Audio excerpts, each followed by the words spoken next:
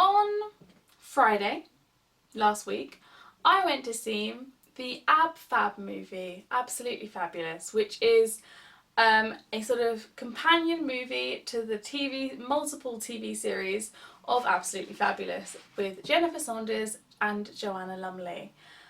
I used to love the TV series, but I haven't seen it for years, and I watched the first episode on Netflix a few weeks ago, and it always surprised me how over the top it is, in that I'd forgotten how over the top it is.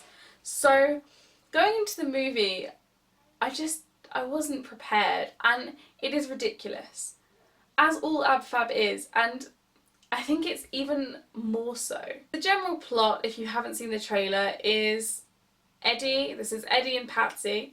Eddie is Jennifer Saunders, Patsy Joanna Lumley. Eddie and Patsy are going about their lives, still basically their aim, as it always has been, is to live the lives that they dream of living and be rich and have lots of money and live a life of luxury. And Eddie works in PR and is determined to become Kate Moss's PR agent.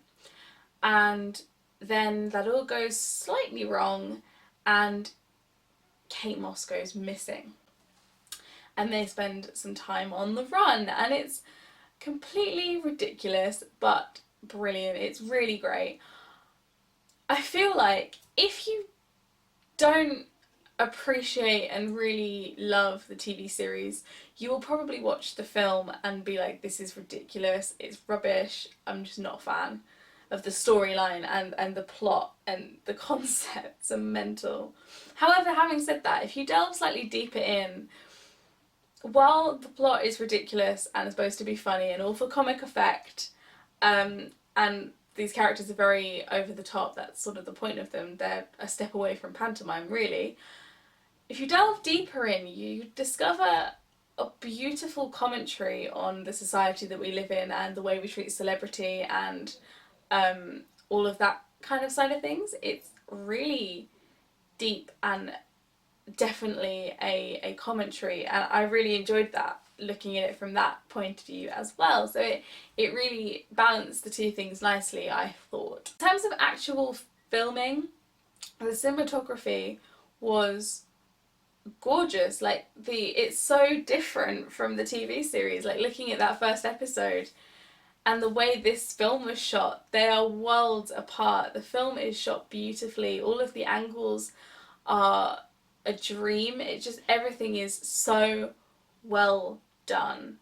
It's not just the quality is better, but the style is better, and the style suits the film very well. And I must admit, watching the film, that was the first thing I thought from the first few frames of the film. I couldn't help but think, my goodness, it's come on leaps and bounds, and it's gorgeous to see. A big part of this film is its cameos. There are actors and models and all sorts of people in this film, and I love it. I absolutely love how many people were desperate to be part of this film.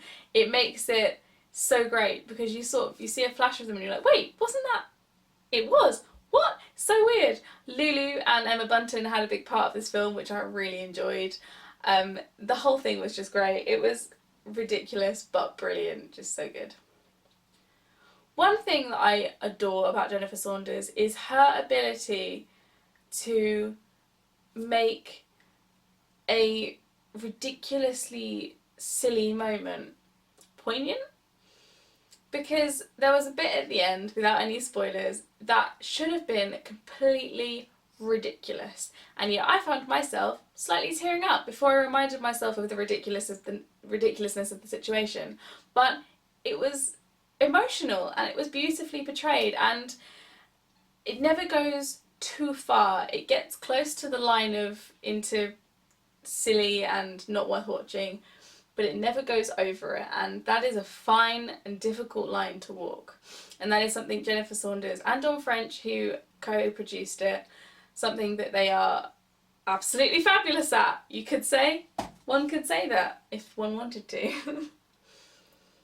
But you've got classic actors from the original series. It's great that they all came back together for this film. It's so good. It's one of those ones that I will probably not watch again. It's unlikely that I'll watch it again, but I enjoyed it and I'm happy to have paid the money that I did to see it in the cinema, because we all know cinemas are expensive, but I think it was worth it.